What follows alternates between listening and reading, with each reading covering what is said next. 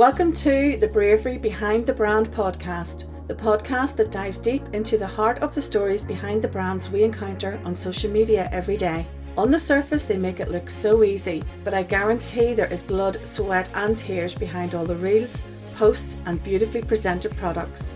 I'm your host, Amanda Jane, a personal branding and communication coach, originally from the north of Ireland, and now calling beautiful Cheshire, England, my home. I work with business owners building their confidence and crafting compelling brand stories so they feel comfortable stepping into the spotlight, speaking with authority and selling with authenticity.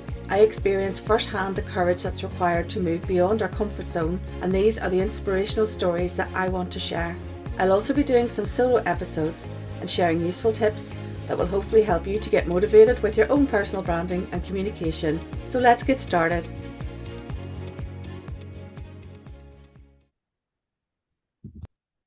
Hello everyone, and welcome to the first video podcast of the Bravery Behind the Brand. And today I have with me Suzanne Young, and I'm your host, Amanda Jane. Welcome, Suzanne. Thanks, Amanda. Thank you for joining me. This is very exciting. So before we start, I'm going to ask my first three questions just so we can get to know you a little bit better. So, do you have a favorite motivational song? I do, and I was reminded of this today, which was really timely. And it's got to be "This Is Me" from The Great Showman, Oh, I love that because song. the whole like I'm bruised, I'm battered, and actually, if you don't like me, sod off. This is me, and I'm not bending for anybody. I am who I am. I love that song. I think it's such an anthem. Have you seen the video where they were rehearsing it on YouTube? Oh, that is so good. So that was the reminder that was gifted to me today, and I was like, it's absolutely that song, and it's absolutely that sentiment. Yeah, I love it. And I love her and I love the movie. Yeah, fantastic Yeah. choice. I'm not sure that's on the playlist, but it's going on anyway. So, do you have a motivational quote? Yes. And this one, you know, when you're like 22 and you've got a pal and you have lots of drinks together and you go out together Oh, and those days. oh yeah, back in the day, I had a lovely pal called Clark, and this one was one that he came up with, and then we refined over many nights, like in the pub. But actually, it's always stuck with me. So you know, like I'm talking, but nearly 28 years later, it's still a quote I live by. And it's confidence gives the ability to challenge the status quo. I like that. And we both kind of lived by this for quite a long time is, are you being confident? Are you challenging things? Yeah, that's such an unusual thing to do at such a young age, but I absolutely love it. Let's just say we were deep. I don't think we were half as deep as we thought we were. But what a thing to do. But yeah, it's fantastic and a nice barometer to check yourself before you're doing anything and asking yourself, are you being confident? No, that's brilliant. I love it. That's fantastic. And this is me just being nosy now. Do you read? And if you do you have a favorite book? I am an absolute bookworm, although I don't read half as much as I would like to. And my favourite book is Jurassic Park by Michael Crichton. And I read it before the original film came out. Um, I'd say to anyone who's watched the film and really likes it to read the book. The book is different, as they always are. Mhm. Um, there's more dinosaurs. There's much more about chaos theory. And one of the reasons I like Michael Crichton is because he has quite a very, well, yeah, there's no quite, he has a very scientific bent on the way he writes. And my background is kind of in engineering and science. Um, but the book is really intriguing because there's so much more going on than on the films. It's always the way, isn't it? Always the way. The book is always better than the film. I never quite got into Jurassic Park. I watched it with my family. My husband adores them, but I'll mention the books to him because he's on a bit of a reading fest at the minute. But interesting perspective. But yeah, the books just never they never quite translate onto film, do they? It's Well, I remember watching the film in the cinema and smiling because the first 10 minutes is really like the beginning of the book. And I would say to your husband, don't bother reading the second book because the second book is written for the people who've watched the film. uh It's not for the people who've read the first book. mhm, mhm. But without doing too much of a spoiler, and I could honestly talk to you for an hour about this book. Um, the dinosaurs are escaping the island is the Ah, big plot line that isn't in the film. right. And they must have heard the cha-ching then, if that's why it was. It was written. Oh wow, that's fantastic. Brilliant. I've never thought of that, Jurassic Park. You were right. I am surprised. I did tell you, you'd be surprised. So on to you and your brand. So tell us about your business and what or who inspired you to start it. So my business is Riverly Limited, and Riverly Coaching is really what I'm going to talk to you about, because Coaching is all about building confident leaders. And the reason for this is I left two reasonably high power jobs through bullying and burnout and really toxic workplaces. And I thought, wow, this isn't, is this me or is this something else? And after I'd left the second one and stepped back and looked and analysed it, what I realised was actually I was surrounded by people who weren't confident, and that was manifesting in some quite toxic defense traits and protection traits, and got me thinking about, well, actually, if we could help those people who are only acting out of survival and aren't bad people, if we could help them be more confident in the workplace, then everybody in the workplace benefits. Mhm. That was my inspiration. And I think I talk about the receptionist in any business. The receptionist gets the brunt of everybody walking in. You know, morning Suzanne, morning Suzanne, hi. You know, they get the feel of everyone walking in. And I actually want to make the receptionist enjoy their job. And the way to do that is to make sure everybody in the workplace is happy, and culture starts at the top. Yeah, yeah, absolutely does. Interesting then. So do you think they were hiding the lack of confidence they and the toxic traits they were hiding behind? Yeah, Yeah. it's a fear of being found out, isn't it?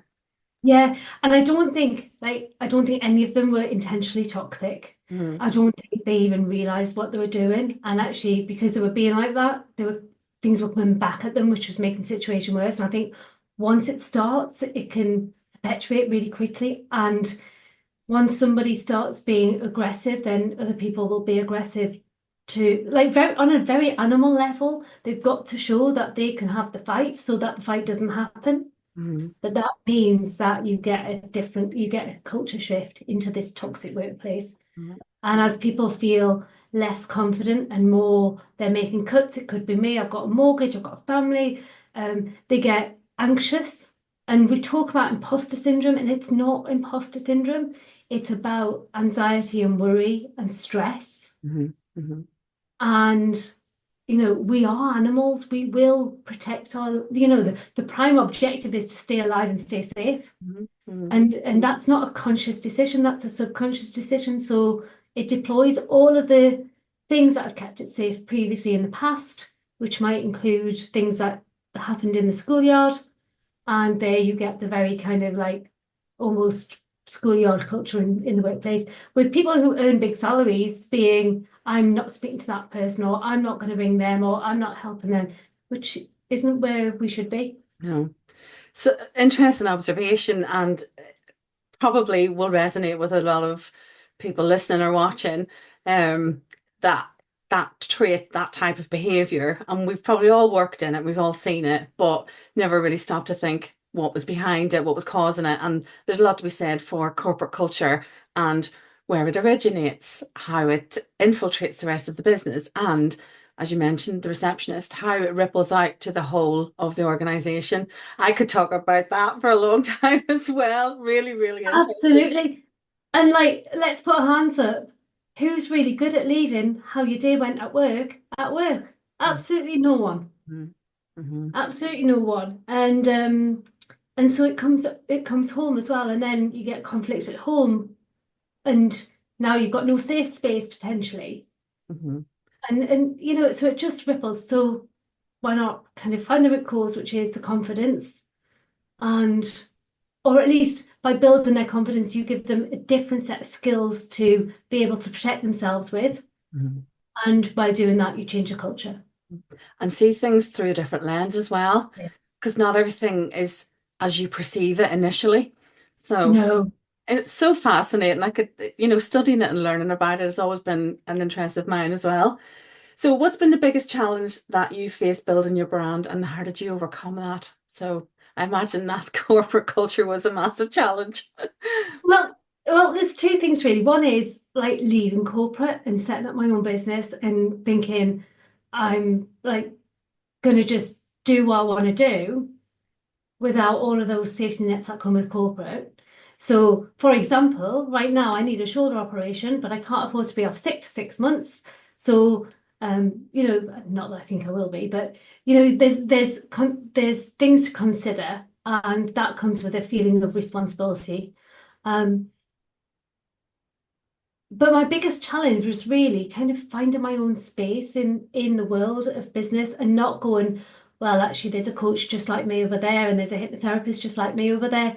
And just recognizing that actually go back to that song, I am me and I'm unique Mhm. and I will appeal to some people and be brave. One of my biggest challenges, and it happened for quite a long time, was I was playing small. So I was looking to work with other business owners and small businesses, but actually all the time I was getting the feedback that I'm quite corporate, quite professional, quite process driven.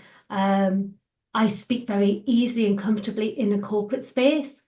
And then someone said to me, so why aren't you actually doing all of this like in corporate primarily rather than as a secondary? And at that point, I went, I'm kind of quite bold. So I decided to invest in a corporate learning and development forum where I effectively bought speed dating slots with corporate buyers. Wow. So it was a big investment. Each slot turned out to be £350 to have a 25-minute conversation with people. Big Wow. investment. Huge. But the leads I got from there were equivalent to £250,000. So I knew it was going to be a big investment, but it also had potentially big returns. And I'm still nurturing those. Like Yeah. I would be lying if I said I've actually signed anyone, but I'm nurturing them and I know two of them are going to sign. And that's between the two of them, I think worth about 80,000. Wow.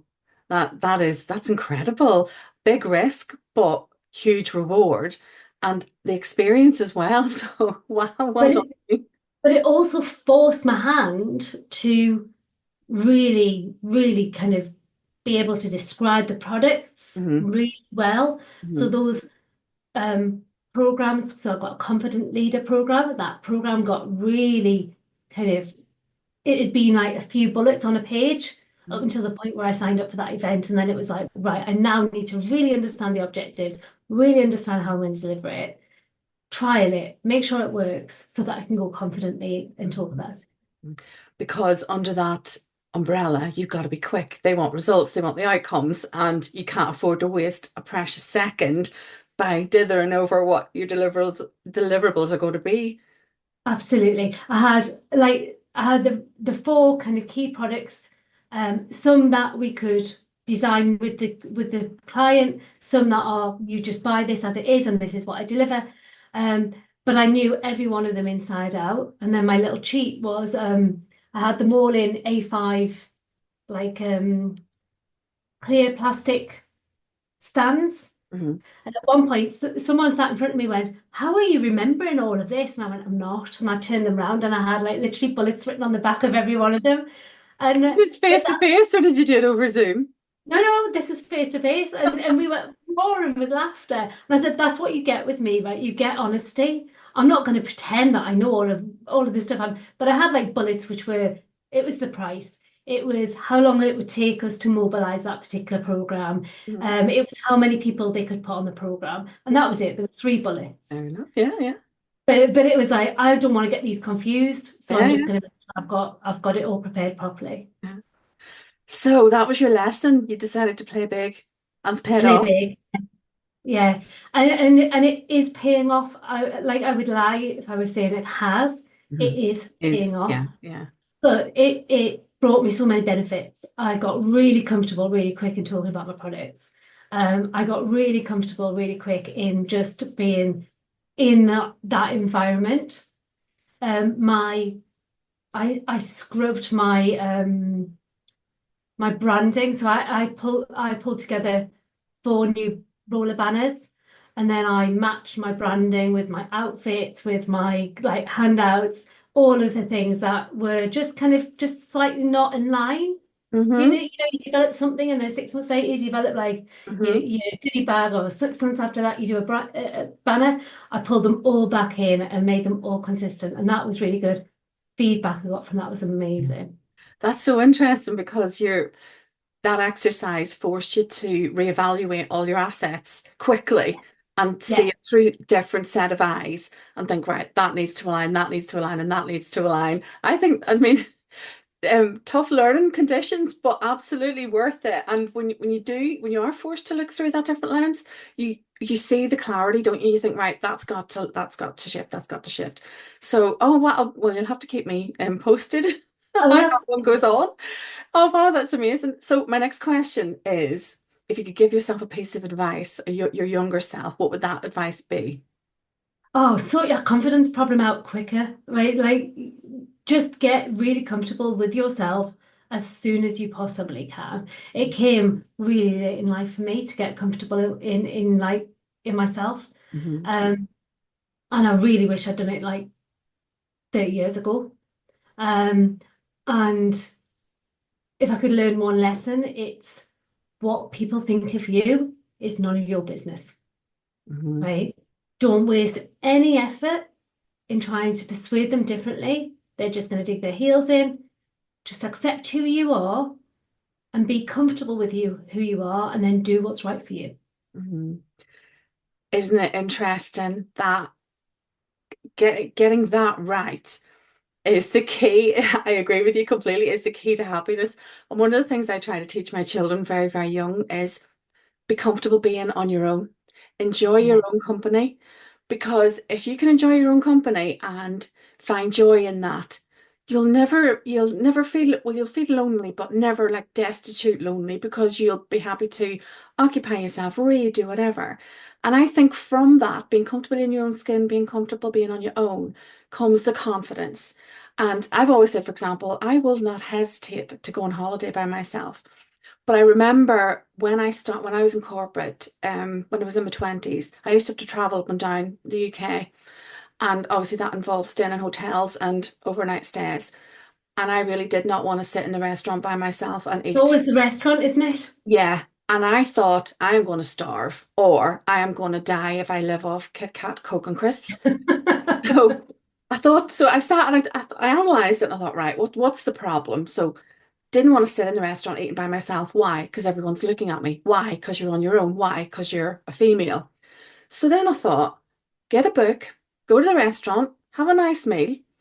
And then I thought, let them look, let them wonder what I'm doing. What's this lone woman doing? And then I turned it on its head and I thought, I could be anybody, let them Yeah. wonder what I was. So that little change in my attitude to myself, then I got comfortable. I can travel anywhere, I can go anywhere, I can eat anywhere. And all of that stemmed from being comfortable being alone, traveling alone, eating alone, and being comfortable being alone. But all of that I had to go through those things to ask myself the questions because there were no prompts. But I think now, hopefully young people are receiving the prompts. They're seeing them on social media, listening to podcasts like this, and asking themselves that question: am I afraid to eat alone in a restaurant? Do I have the confidence to do as you say? Go, am I confident enough to do X, Y, Z?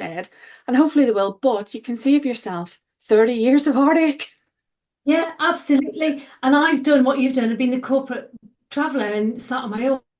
But what's interesting is for the last 2.5 years, I've been traveling transatlantically to see a client. And I'm typically in Toronto over a weekend. And on the Saturday night, I love the fact I do this. I walk into the theatre and I'll say, "Have you got any tickets for tonight?" And they'll say, "Oh, we've only got odd ones." Brilliant, I'm on my own. And I go to the theatre, but even better than that, so I do that about 5:30, 6 o'clock. I go back to my apartment, I get dressed up to go to the theatre, and then I turn up like I'm on a hot date. And I think, who on earth am I to be doing this? But who am I to not? Yeah, I love that. And why not? Why not? Oh, In exactly. in Toronto with that fantastic opportunity. And why do you need someone else's permission to go? Why do you need someone Um, else's permission to dress up, make an event of it? You know, and for the person selling you the ticket, how dare they look at you strangely? You know, I just think, wow, good for you. You know, back to that and look at song. This is me. I turn up on my own and I do these things. But yeah, I'd be the same as you. I wouldn't hesitate if I really wanted to go. I would go by myself.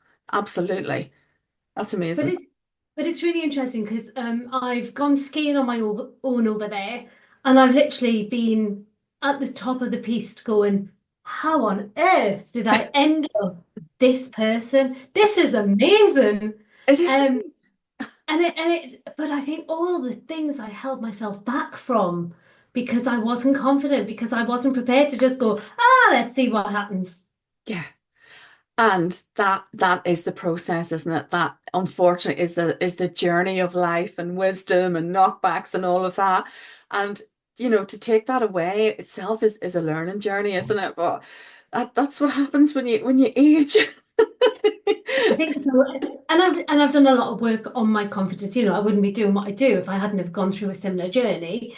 Um, but I think like having confidence, having grown my confidence, has impacted so much of my life. Not just the things that are obvious, like standing up and talking to people and having a business, but like my ability to ski after a big accident. Previously, I would have said I'm never skiing again after the accident I had. But actually, I was like, well, do you know what? Let's just see what happens. Worst case scenario is I have a nice winter holiday and I read a lot of books. There was no downside. And I think that's the thing with confidence, right? You stop seeing the downside. You just see it's either this opportunity or that opportunity without being toxic positivity. It's just like your mind shifts, that lens is different. Mhm. Yeah, it's fascinating, isn't it? And I think I will challenge myself more to do more things on my own. Make a list. Maybe we should do that, add that to the podcast. Yeah. What things are you going to do by yourself for 2025? Oh, I like that. I like Yeah, that. I do. Yeah, I'll have a think. start a list. So, on to your audience then for your business. How comfortable are you showing up online, in person? And I think I know the answer. I'm fine. I'm less confident with my written copy. Um, because, and I think this is right, I'm quite factual and therefore I put a lot of like statistics in and it kind of can read a bit like a thesis when I'm like doing social media prompts. But I'm really comfortable doing lives, which I'm really surprised at because I just did I just didn't really think about them. I just went, oh, I'll just see what happens. Very much. Have you heard me say that a lot through this podcast? Oh, I'll just see You what are, happens. yeah. I'll just see what happens. Um, and and I found that I'm actually really comfortable just seeing what happens. So if you see my social media, particularly on LinkedIn, which you'll see me most, I have an OBM who I just record videos for, and she cuts them up. When I recorded the first video, I thought I was just briefing her, so I didn't think to record them in a way that that was going to be shared. I didn't realize that was the way she was going to do it. She literally was going to take my video where I was talking to her about the different products and what I've been up to and everything else. I didn't appreciate that's what was going to go out on social media, and I really don't mind. It's fine. Um, I spent a long time worrying that having an accent was going to be a problem. And then I realized I don't care because it's all part of me. And if we talk about my accent, you'll realize it's really blended and confused, and that's fine as long as people can And understand it's me. It's probably your superpower. I talk to a lot of people that are bothered about their accent, and I see it as a superpower. If that's something that is unique to you, that is you, and your accent is part of you, and it's definitely a superpower. the reality is this is the way I speak. I'm Hmm. not going to turn up at a corporate training event where I'm doing a confident leader program. So, hello, I my know. name is Nan. I'm not going to turn up like that. I'm going to turn up like really like using my hands and talking the way I normally talk. Mhm. Yeah, I'm the same. I can't quite tone it down. I'm very chatty, and that style just doesn't really go away. But I try to use it to my advantage. But I do find it easy to engage an audience and get them to answer my questions when when there's plenty of people in the room. But you have to work to those strengths, and the minute you try to copy someone else, for me it's game over. Why, you might see someone in the industry and you think, oh wow, they're doing really well, they're brilliant, but that's because they're them.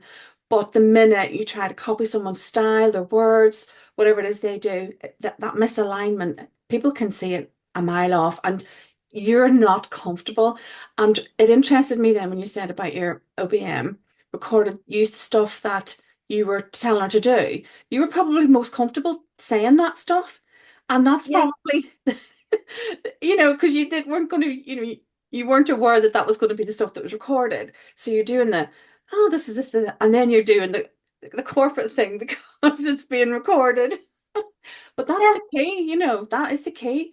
Just be yourself. And it's a message that probably all the coaches in the world drive home to their clients. Be yourself. And yeah. where did we learn that that wasn't good enough? Well, absolutely. And who are we to decide it's not good enough? So I don't put out loads of pity posts out there, but I will say, like yesterday I was really grumpy and I really was grumpy because I found out that I had a problem with my shoulder that needed an operation and therefore I wasn't going to ski this season. And I was proper grumpy. You're allowed to be.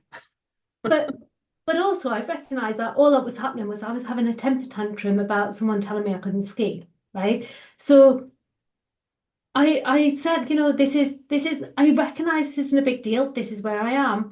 Um, but I'm sharing that because this is what's going on. Mhm. Um, Today I'm fine. It's Mhm. like, oh, it's a matter of convenience today. But yeah, yesterday I was grumpy. Um, but I think like going back to your business messages, we can pinball around business going, well, somebody who's got a six-figure business is saying this is the way to go, and doing reels where you're lip syncing is the way to go, or doing jazzy dances is the way to go, or like doing impressions of Jack Lemon is the way to go, whatever they say. And you see people kind of going on to the next big thing and on to the next big thing. But actually, that's hard work. Like it really is hard work. And the easiest thing to do is actually just be yourself because you know what feels right. You know what works for you. I could have built my business up a lot faster if I'd flogged myself, but I chose not to do that. Mhm. Mhm. And I've seen people who are, I'm going to sound awful now, I don't mean to, but potentially not as good as I am, doing better than me because they've been prepared to be algorithm friendly. And I Mhm. say, fair play to them. That was what was comfortable for them. Mhm. I'll do me. Yeah, Thanks very much. exactly. You always have to do you. And I agree with you. I don't quite fit into that mold. I'm not gonna do the whole flawless look and do the dances and what have you. And I have joked before that when I dance, it will be when I've made my first million, and I'm going to hold myself to The that. reason to dance. Yeah, I said there's so many people that are going to join me on it. But if that's your personality and you want to express yourself, that's brilliant. I prefer to use humor because I'll scroll, and if something stops me dead and I laugh, I will laugh all night. I will tell everyone about this thing that made me laugh. And that's a trigger for me. I'll hone in on the brand in that case. And if I can use that, if it's something that I can share or edit for mine, I will do that. And I can kind of go over my own post and think, oh yeah, that was something that made me laugh. But the dancing thing, I don't get it. I genuinely don't get It's, it. But it's just not me. Like, no, and someone said to me, "Oh, it's because yours too corporate." And I'm like, "No, actually, it's just not me. It feels false." yeah, Um, yeah, yeah. I need a and couple of gins maybe and a dance floor, and that's where I will continue to dance, but not in my lounge in your in pajamas. my pajamas. But But I, but I will show pictures of my dogs running around, and I will kind of like do walks around the park, and I will kind of do the gym, post-gym selfies where I go, that was really hard work, but sometimes you've got to push yourself. You know, I'll do all of that. But yeah, get me doing dances. And that's behind the scenes, that's behind your scenes, and that's your personality. And the people that want to work with you will resonate with those traits. And that, for me, that's connections. That's what people are happy to see. But anything that's forced, definitely don't buy into it. It just would never work for me. So what's next then for your brand, and where do you see yourself in a few years' time? You're traveling even So more international? yeah, so I'm going to do a bit more work internationally, I think. That's on the horizon in the next 12 months. I'm um, I'm looking to deliver some of these the Confident Leader program. I've got two of those planned in for next year. Exec Vision Mastery, I've got one of those for next year because my time is quite limited in the next 12 months. I have an international corporate client who I want to do work with a lot. So earlier this month, because it's still October, um, I actually spent a bit of time planning out my time and working out what I wanted to do and then what I really wanted to do. Because if I only want to work 3 days a week, I need to be realistic about what I can deliver. Yeah. So whilst it might look like I'm not offering a lot, I'm actually offering quite a lot in terms of my time because I'm very much about high quality. So I'd rather not, said it again, flog myself. I Yeah. want to give really good quality stuff. So that's probably the next 12 months. I am in partnership with somebody else to bring in a business mentoring package, product. That'll launch in the middle of next year. Wow. And and then ultimately, I'm moving. So I've got protected some of my coaching products, and my longer term strategy, probably 5 years plus, is to franchise them and really make a big impact in the corporate space. So one of the things I want to do in the corporate space is eradicate the toxic workplaces, and I can't do that on my own because there's too many of them, sadly. But what I can do is really refine the two products that tackle it and then train people up to deliver them. That sounds like an incredible plan. A really, really worthwhile and doable plan. And I love that line, just to get rid of the toxic workplaces. And imagine, that you've got these standards for businesses, where they're accredited with different awards. What a lovely accreditation to be non-toxic, or Yeah. whatever the equivalent would be. A friendly workplace. Yeah, that would be something fantastic. And I saw something today which I wish we'd thought of more. There's a lady on social media. I think she's really famous. She has a stutter, and she wants a similar thing. And I thought, yeah, why not? Why don't we have, that kind of thing to make life so much easier for her at school, and things like that. And just listening to you now, I'm thinking that would be non-toxic workplace, something similar. Fantastic workplace. Yeah. Maybe, yeah, yeah, yeah. You can have your ISO 9001, but also you'll have Yes, your not non-toxic. XY through 2001 that says, Yeah, and the other one is it crystal clear English? That's another one. Things like that. right, So, yeah, and that had to start off somewhere as well. So, yeah. And when you find yourself in New York and you're going to see a Broadway show by yourself, yes. I expect to see a selfie. So far, I've seen Hamilton and Harry Potter, the Cursed Child. I'm not holding back on what I see either. Oh, do you know, my daughter's dying to see that. I'm dying to take her. We just can't fit it in. Brilliant. Yeah. Really, really, yeah. Oh, wow. But internet, yeah, the world is literally your oyster. There isn't going to be any corner that is not being visited by you. So where can we find out more about you online and your incredible plans? So the best place to find me is LinkedIn. I'm Suzanne Young, high performance coach in LinkedIn. I think I'm down as Suzanne Young. I build confident leaders actually. Or sign up to my mailing list and have a look at what I'm up to on my website, which is Riverley, riverley.co.uk. And you'll see all of like the different things I'm doing because there's three different brings to my business, really. And that's where the best place is to find me.